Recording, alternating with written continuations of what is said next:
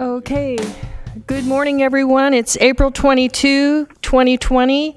Welcome to the Sacramento Regional County Sanitation District, Sacramento Area Sewer District, and Sacramento County Sanitation District Financing Authority.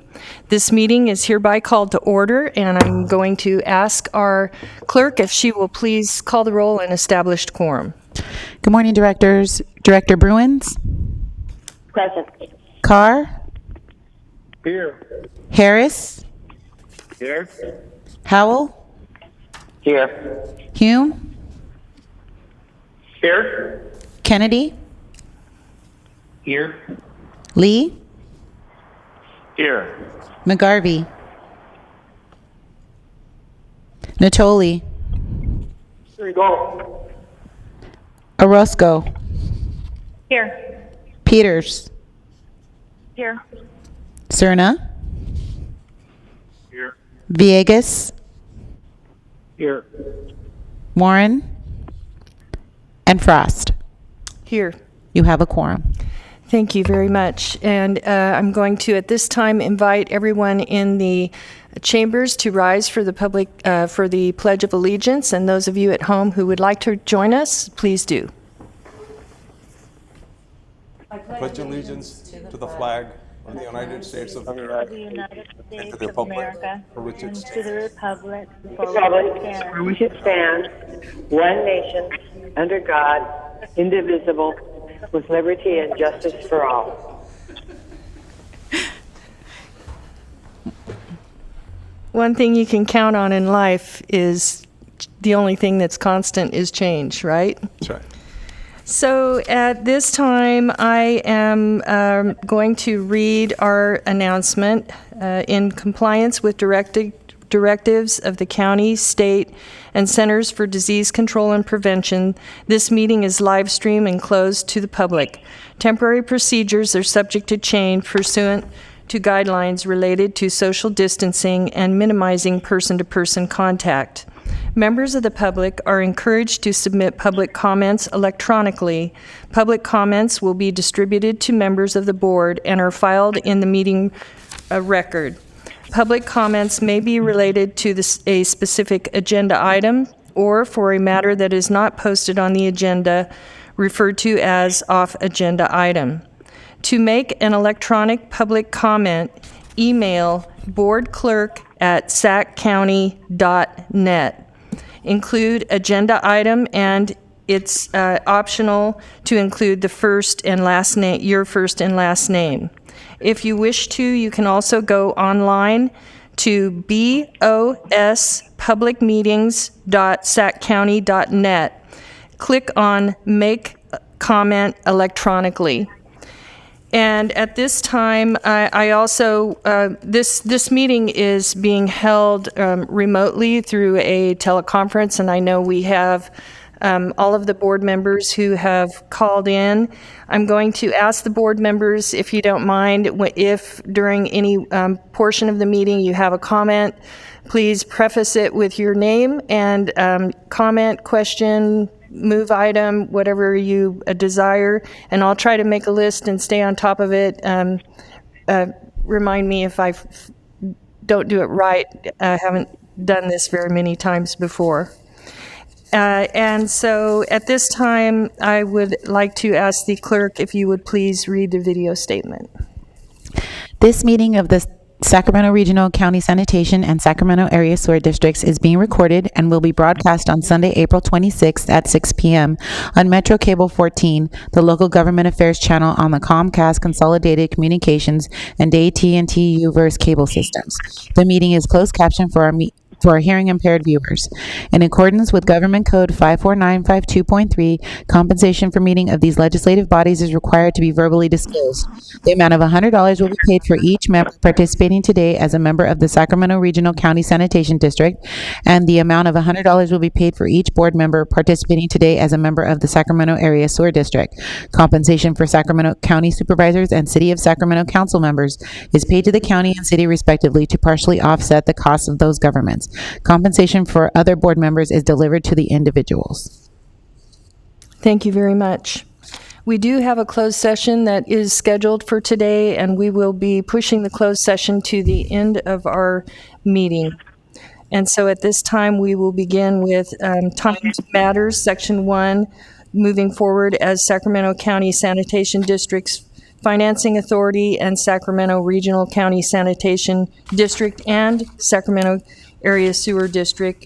And our first item is Budget Workshop for Sacramento Regional County Sanitation District and Sacramento County Sanitation District's Financing Authority for fiscal year 2020 and 2021. Thank you, Chair. Good morning, Chair and members of the board. I hope you hear me. Normally, we have a presentation. Staff will do a PowerPoint presentation. Given what we're going through, I've decided to summarize the budget for you.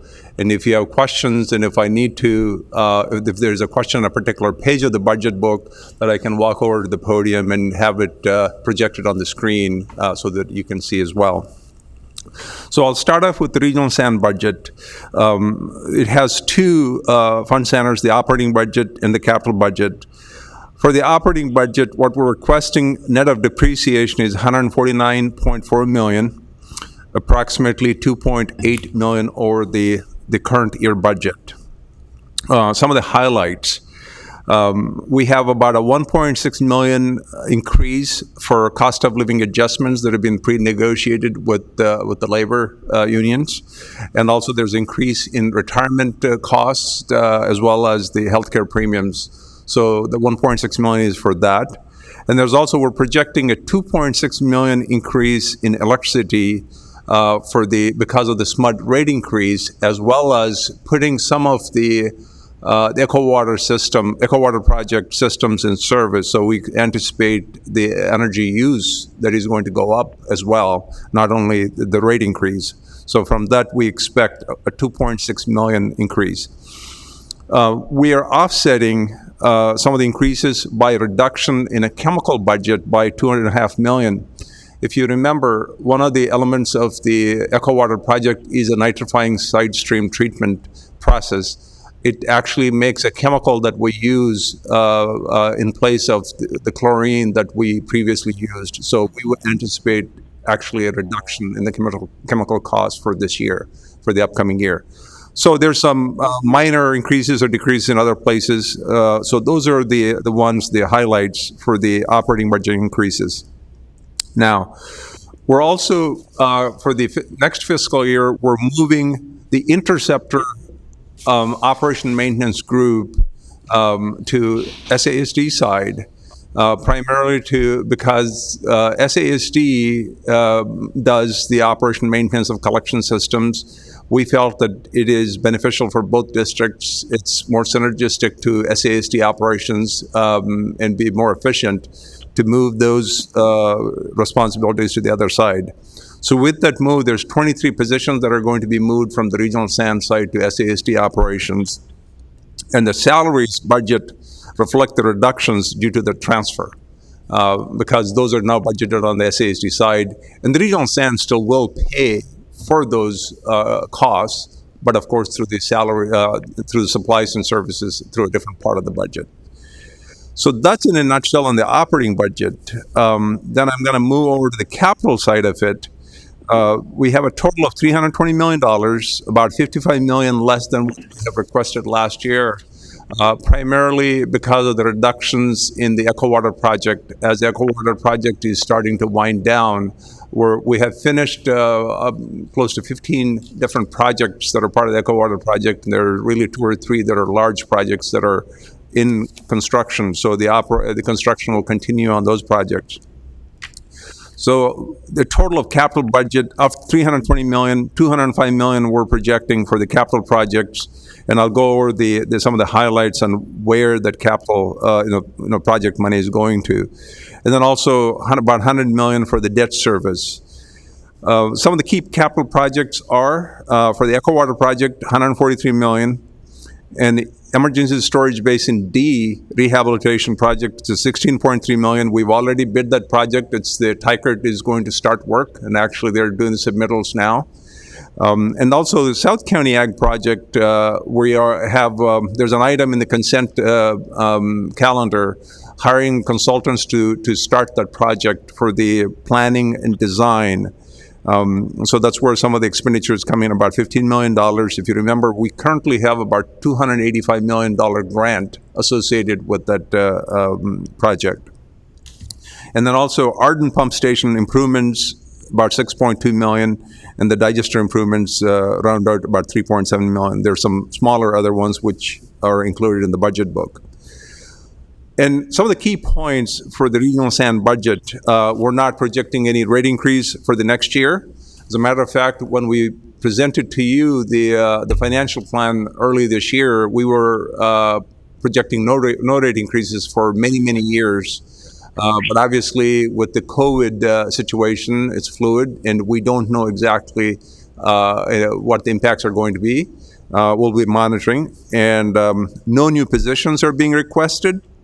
And Regional Sand has healthy reserves. Today, I think we have, as of March, we have roughly $480 million in reserves, of which $280 million is a designated reserves and about $200 million undesignated reserves. It's a cash. So we're in a healthy situation to weather this storm, at least in the near-term basis. As I have said in my budget summary, don't know yet what the impacts of COVID is going to be on us. Obviously, there's going to be some reduction in revenues, but we will know more once maybe in the next 3-4 months or so. If we need to rebalance the reserves, once we know the impacts, we'll come back to the board. Obviously, at the end of the current fiscal year, we will know what the revenue situation is, and if any rebalances are needed, we'll bring back to the board for those changes.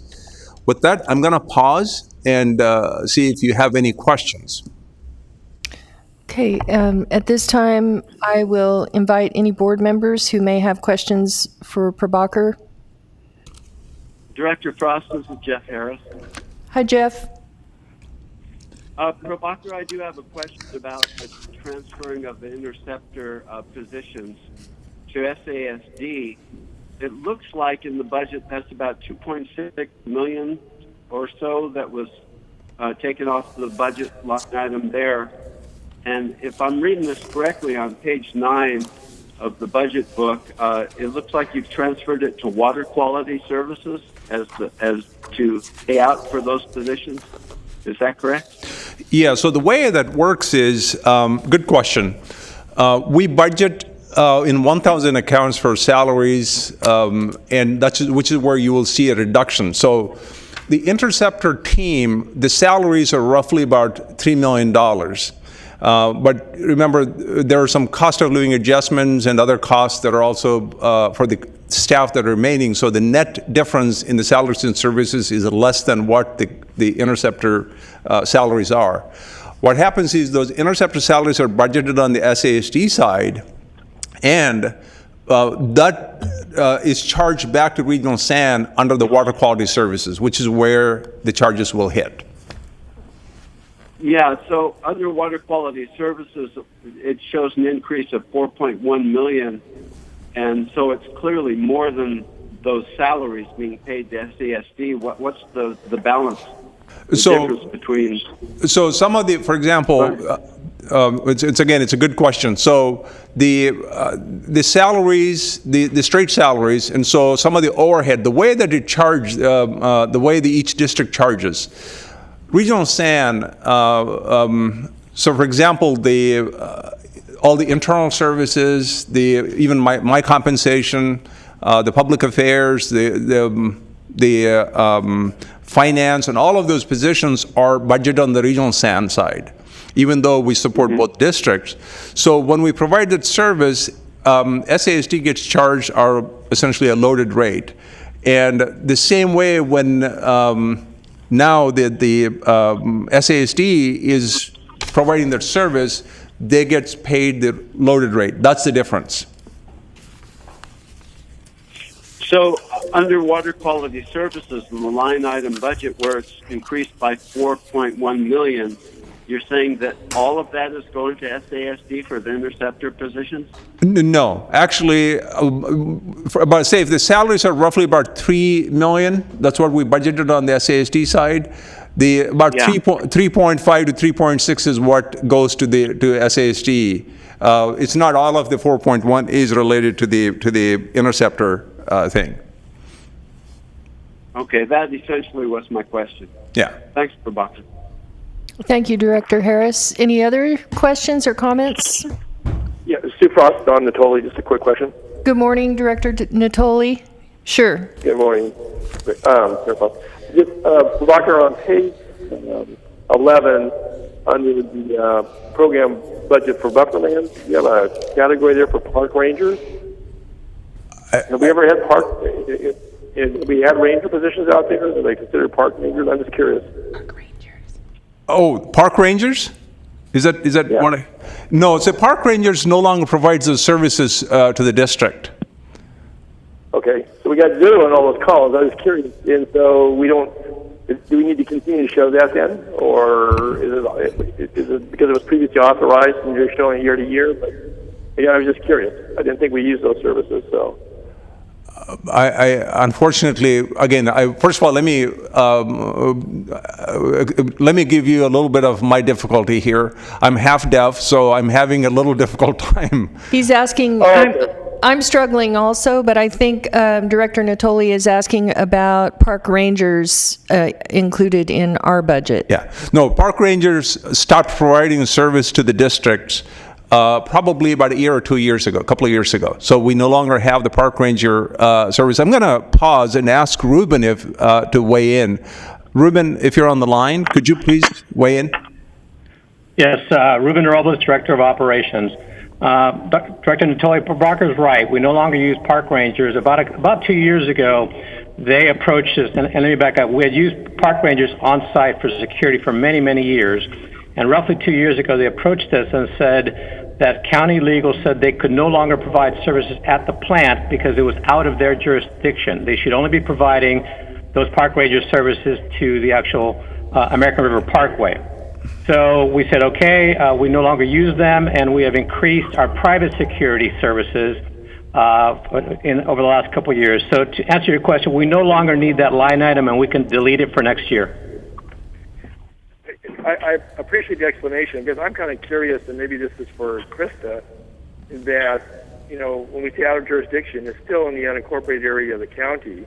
We park rangers go to, park facilities up and down the Delta and, provide services to lands that are outside of the parkway. I didn't think rangers were just solely assigned only to the parkway. There are rangers assigned to the parkway.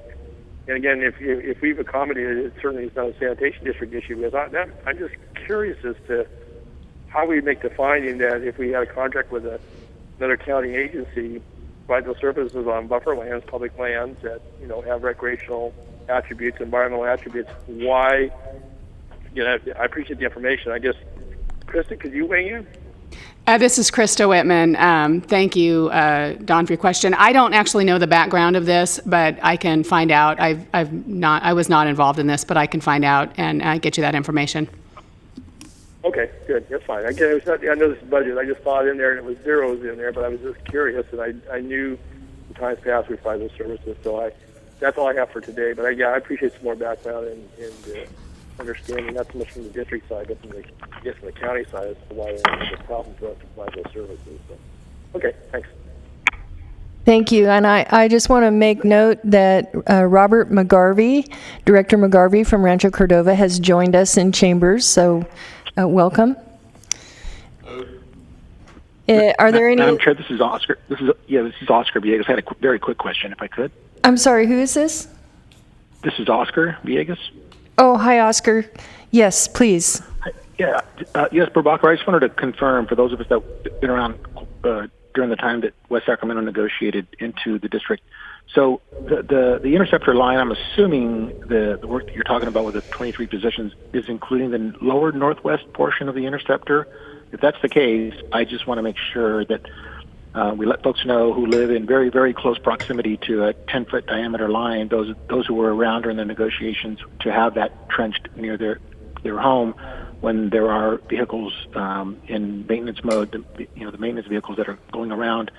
So I'm assuming that work has already been done, because I've seen the SASD, the maintenance vehicles, checking what looks like proximate to the interceptor line. So I just wanted to confirm that that's the case with the lower northwest interceptor, to let folks know, those are the residents who are holding us accountable to what we said was going to be maintenance responsibilities nearly 20 years ago. So is that true?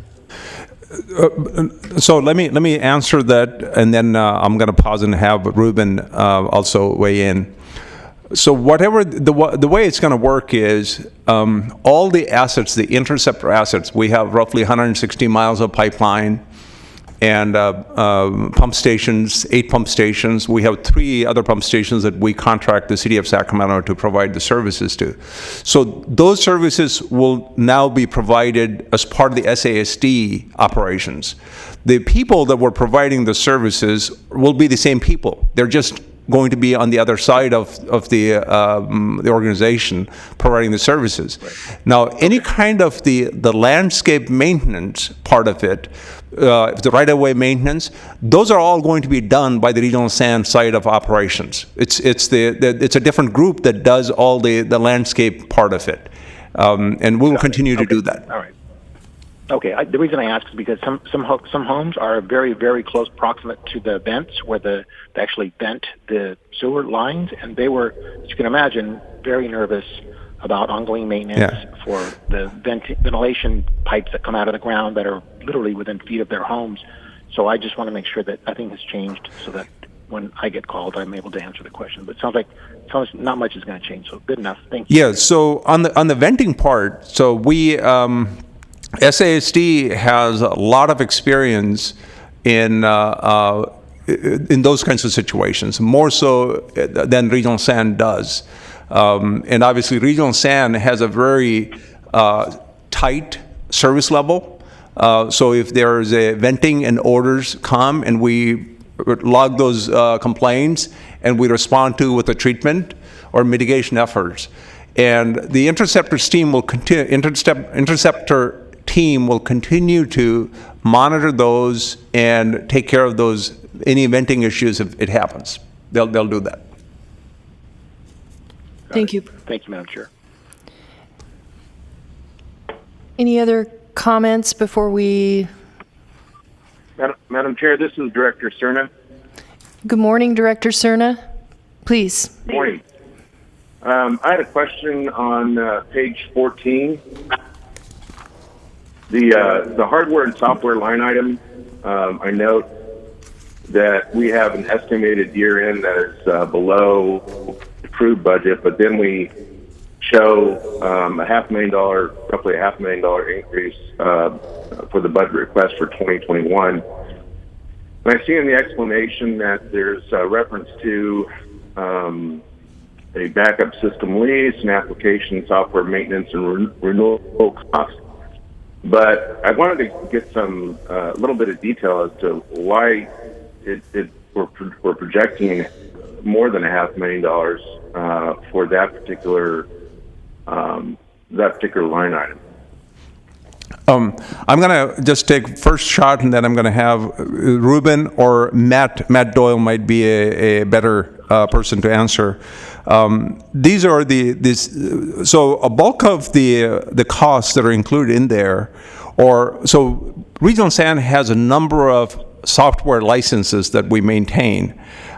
Depending on how the software licenses come due, because we usually may have a 2-year, 3-year licenses, so those costs could be hitting that bucket and hence needing the increase. So I'm going to pause there and have Matt weigh in. Matt Doyle. Matt? This is Matt.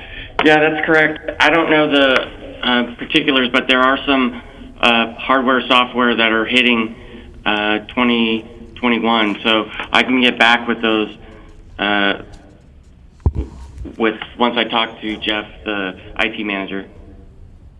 Yeah, I appreciate that. I mean, software license renewal costs are something that I think we're all familiar with in our respective agencies. It struck me that that's a fairly sizable amount for that particular purpose. So, yeah, when you can provide that detail, I'd be interested to see it.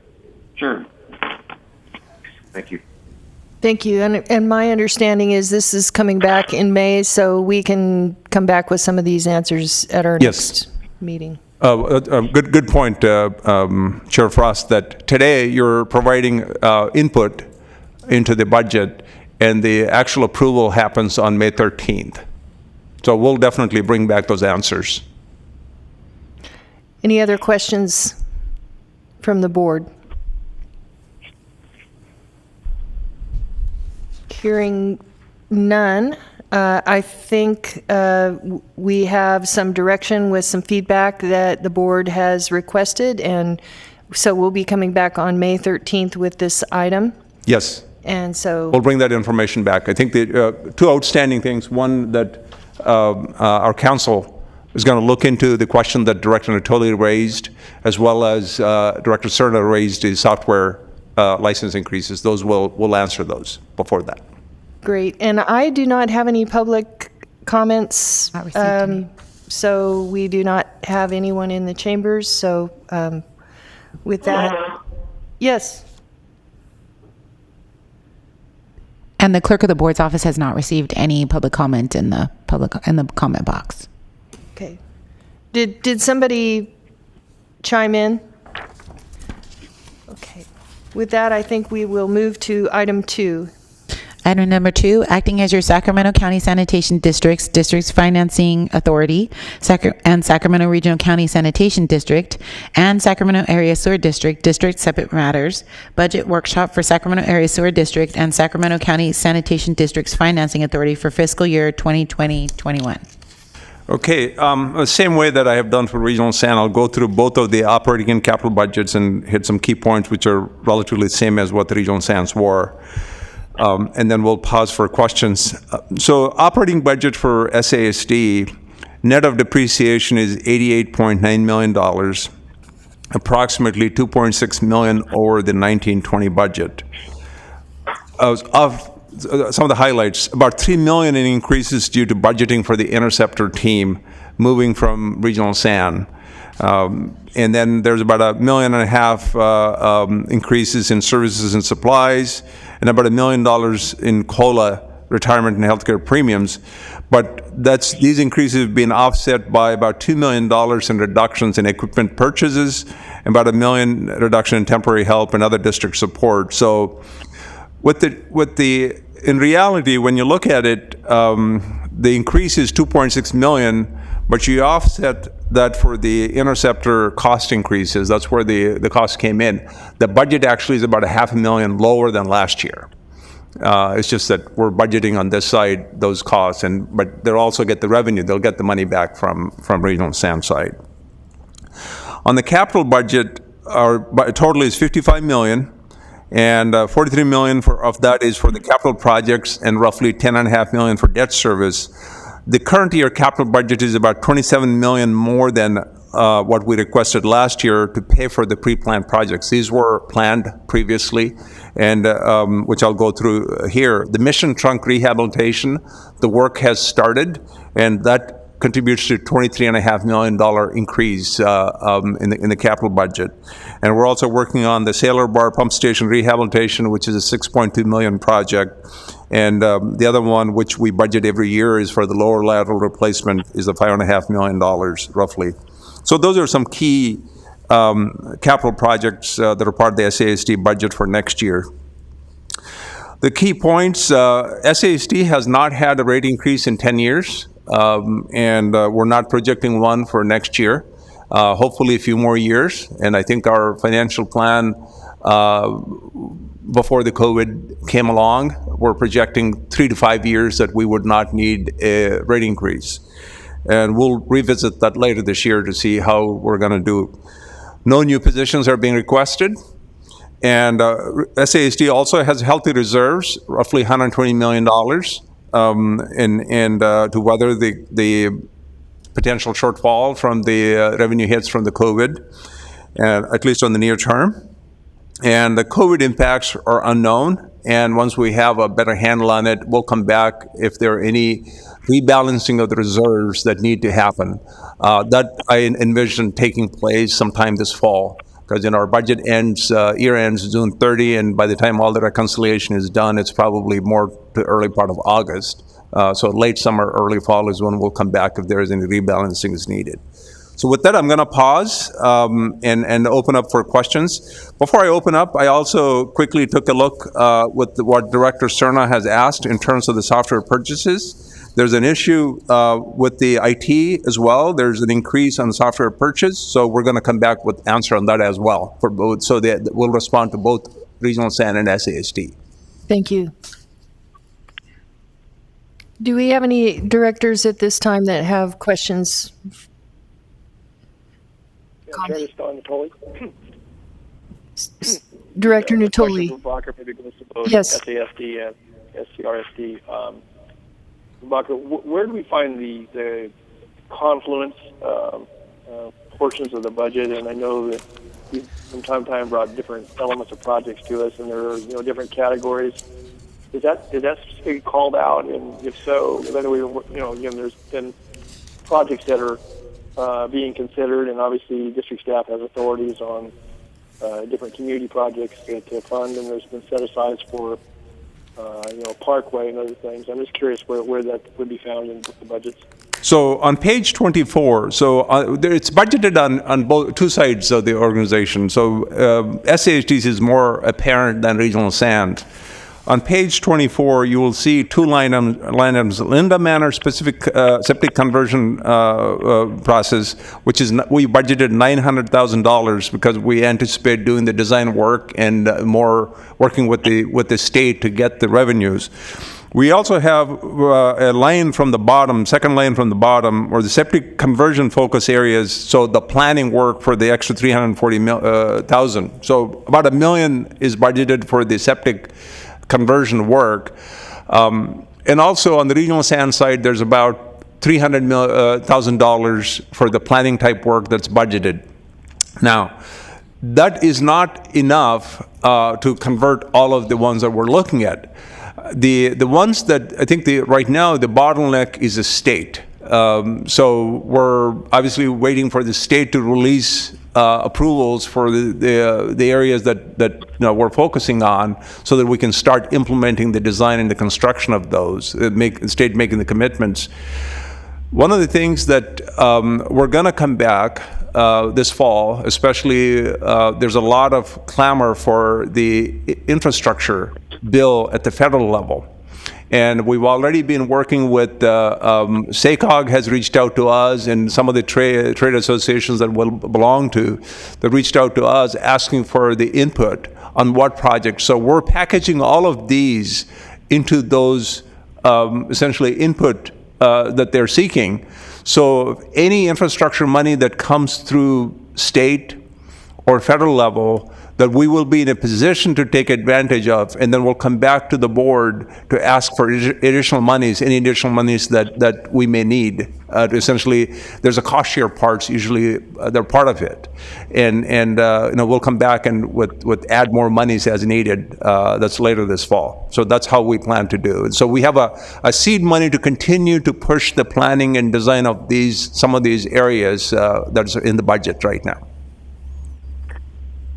Okay, so thanks for the response, and then you'll be coming back, as you said, in the fall on the infrastructure. But can we get a status update on the various areas? I know you're working, maybe where we are, and again, it's not necessarily all tied to budget, although obviously we're encumbering some costs. Kind of where we stand with the various areas that have been designated as being areas that we're trying to do septic tank conversion in. We definitely will bring an update to the board. I'm going to ask Christoph to bring it up. If not in May, I don't think it'll probably in the May. It'll be in July is when we may end up bringing the update to the board. Okay, that's fine. Thanks, Rebecca. Okay, thanks, Madam Chair. Thank you. Thank you, Director Natoli. Any other comments or questions? And I don't see Director McGarvey. Good. Okay. I think we have what we need to move forward. That's right. And We thank will you very much. come back with the final budgets with the, essentially with clarifications. We'll provide those before the budget comes back on May. We're anticipating bringing these items back on May 13th for the final approval. Thank you, Prabhakar. And I do not have any public comment on this item as well. Alma? No, I do not. The clerk's office does not have any public comment. Great, thank you. So, moving forward as Sacramento Regional County Sanitation District, our next item is consent matters. Items 3 through 11. Do we have any directors who wish to pull any items from consent for discussion or questions? I'll move the item. Madam Chair, this is Director Hume. Lacking that, I'll go ahead and move the consent calendar. I'll second. I'm sorry, who seconded? I'm sorry. Director Howell seconded. Carrie. Okay, Director Hume, so we have a motion by Director Hume and a second by Director Howell. And we will do a roll call vote, please. Director Bruins? Aye. Carr? Aye. Harris? Aye. Howell? Yes. Hume? Aye. Kennedy? Aye. Lee? Aye. McGarvey? Here. Aye. Natoli? Aye. Orozco? Aye. Peters? Aye. Cerna? Aye. Villegas? Aye. Warren? And Frost. Aye.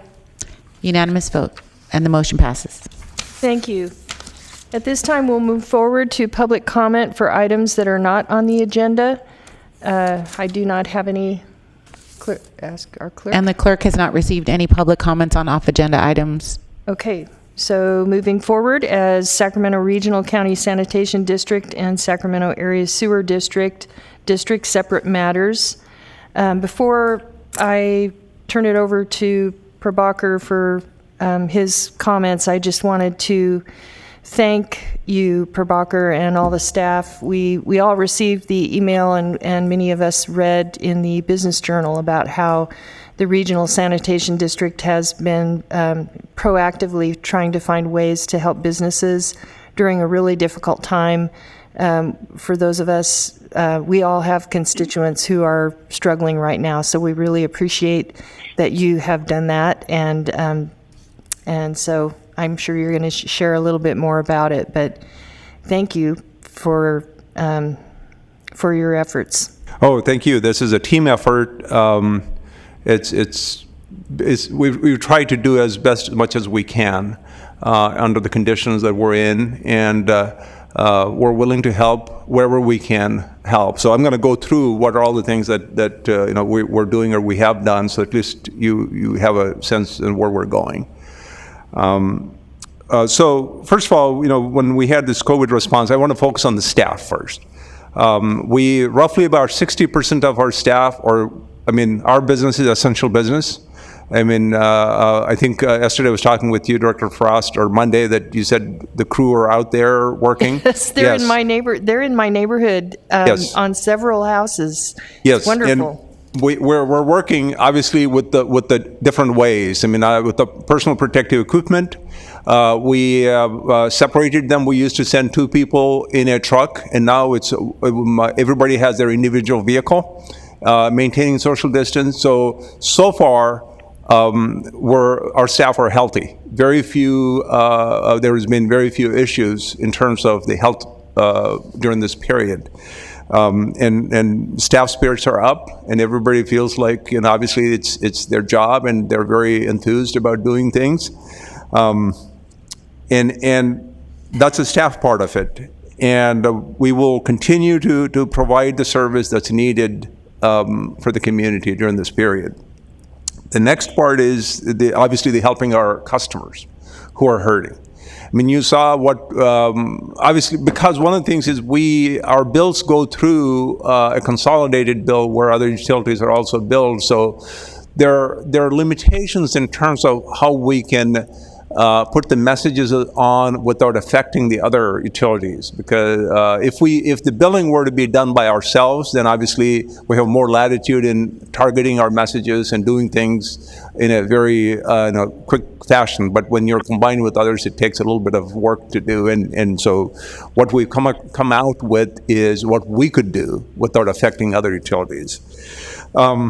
So on the commercial side, we understood that many businesses closed their offices, their locations because they were required to do, and some that they could not provide the service they used to. For example, restaurants, they can't feed people inside the restaurant, but they could do the takeout businesses. So what we've done is we've segregated them into categories.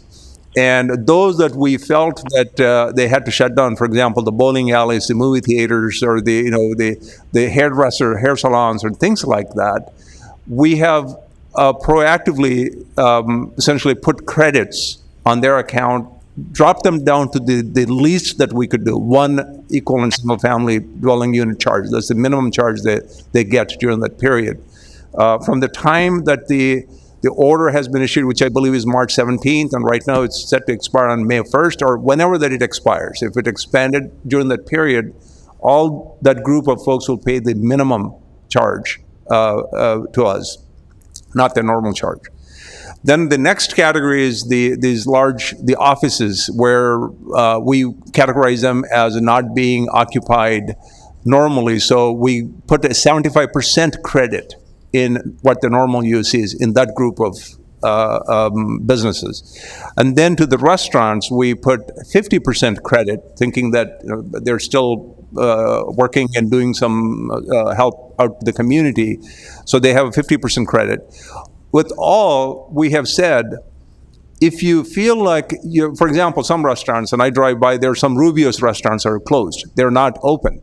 All they have to do is call us, and we'll put them to the zero side, where the least amount. So we actually said, if you don't feel like how we've categorized you and how we've given you the credit, and if you need further adjustment, please call us. And also, we have changed our websites where the businesses, there's a form that they can fill and tell us how they're operating, so our folks will get with them to make adjustments, whatever they're appropriate. So that's one thing that we've done. I have a question. Director McCarvey. Yeah. Have you ever tried using those electric billing that's out there? Because they do put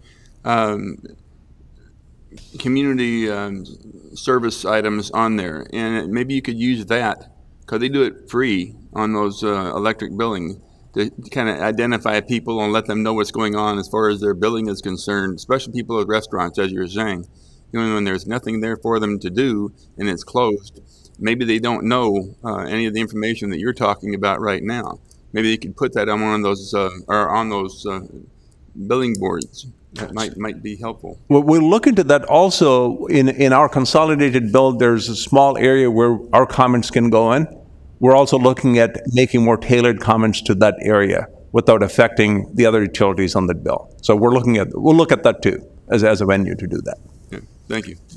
The other thing that we have done prior to the COVID order, if there were accounts that were delinquent, so what happens is when somebody hasn't paid, we've entered into payment plans that people were essentially extended payment plans. We've stopped collecting on those payment plans during this period. That's an action we've taken that right away. And also, we have, there are people that are calling in. We have concern about the delinquencies. We are giving them a 90-day reprieve, meaning that no delinquencies apply during the 90-day period. So that anybody that calls in, they're doing that at this point. And one of the things that we're going to need to address in the future is there's a provision for a 10% penalty when somebody doesn't pay. And we're going to recommend that we not apply that penalty during this period. so that when people are unable to pay and then they come back up and through some payment plan, be able to pay that back later, we don't want to include that penalty. But that requires, we're exploring further, if that requires a board action, we're going to come back here for a board action on that.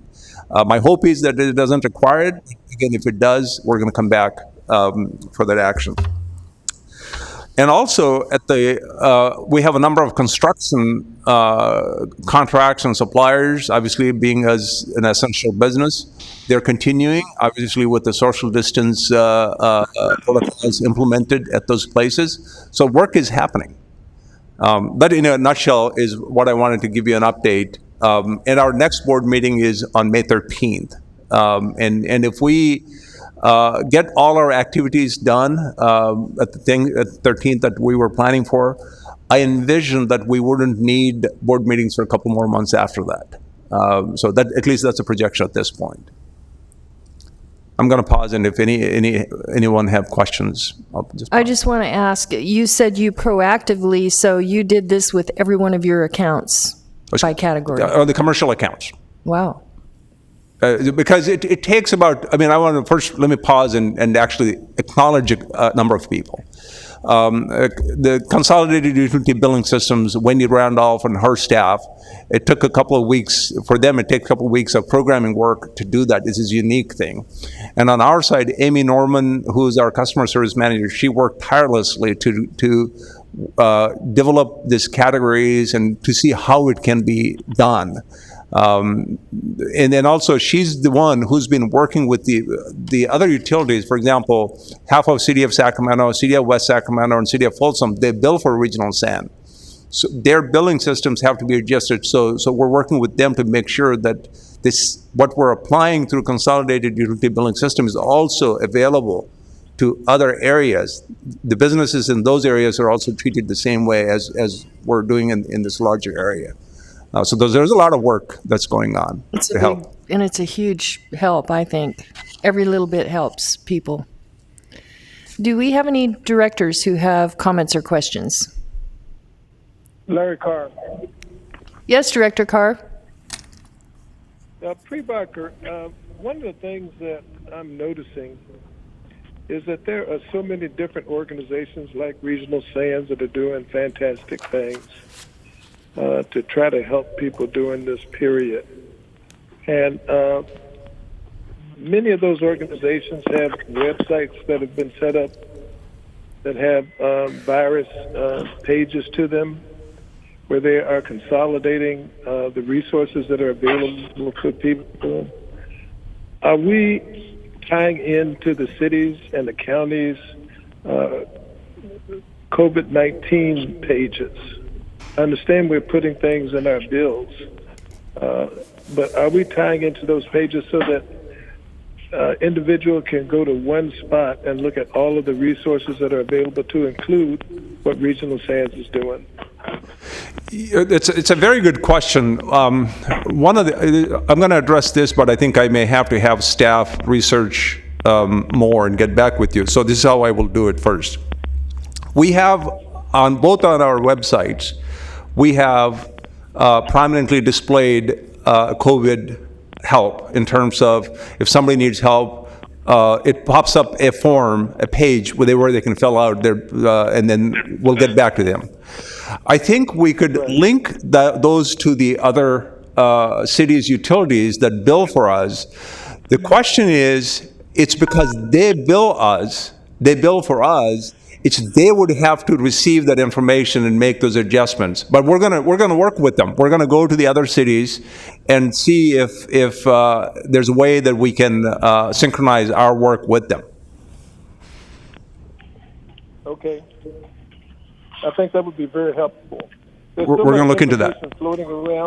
There's so much information floating around and so many different resources that if we can't put them all in one basket, we're going to drive people nuts going from organization to organization, trying to see what's available. And in fact, they aren't going to do it. So to the extent that we can tie in and let the cities and the county have their page with all of the resources that are available from every single agency, all the discounts that are available, all the food delivery programs that are available, I think we do our citizens a good service.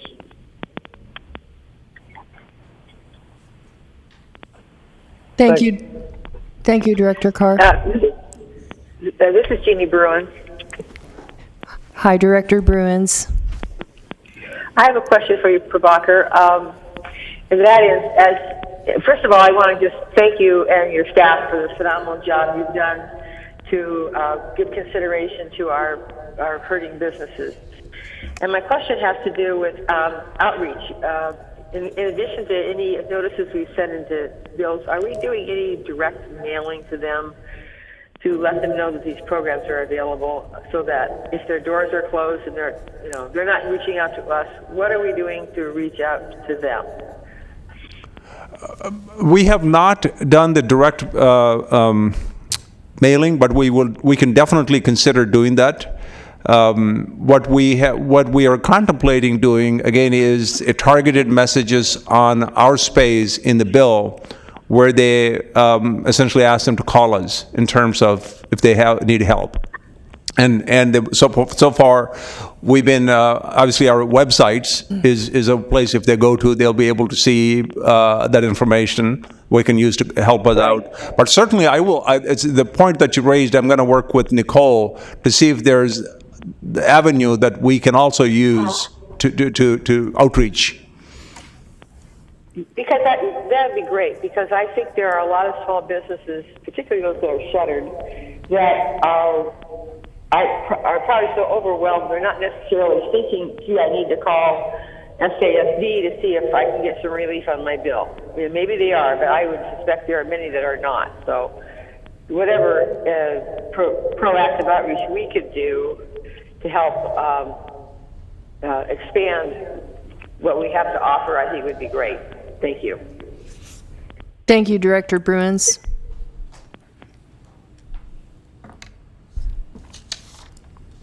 Hearing no others, I believe you had a couple more items that you were going to... Did you have other No, we're points done on the district engineer update. Okay. Thank you very much, Prabhakar. Moving on, as Sacramento Area Sewer District consent matters, items 14 through 17. Do we have any directors who wish to pull any items for comments or questions? I'll move consent. It's carried. Okay. This is Hume. I'll second. We have a motion by Director Howell and a second by Director McGarvey. Sorry, guys, he got to me first. And we'll do a roll call vote, please. Director Bruins? Aye. Carr? Aye. Frost? Aye. Howell? Yes. Kennedy? Aye. Natoli?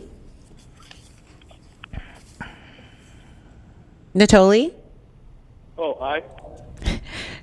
Peters? Aye. Cerna? Aye. McGarvey? Aye. Hume? Aye. And the motion passes unanimous vote. Are you curious if Villegas is, maybe I'll just vote no, I'm sorry? Villegas, do you want Villegas to vote? Director Villegas. Yeah, so we're as needed for the closed session. All the regional yes. members are needed for the closed session. Yes, so at this time, we are moving forward. There are some communications, miscellaneous matters I want to make note of for everyone to take a look at those, and I know Prabhakar has discussed part of those. Our next meeting is May 13, so we're adjourning now to closed session where everyone will call in to another number. That's and correct. Those of us who are in board chambers will reconvene in hearing room 1. And so we will catch you on the other side on the phone with closed session. And thank you, everyone, for being here today. This meeting's adjourned. we coming back? Come back and Okay.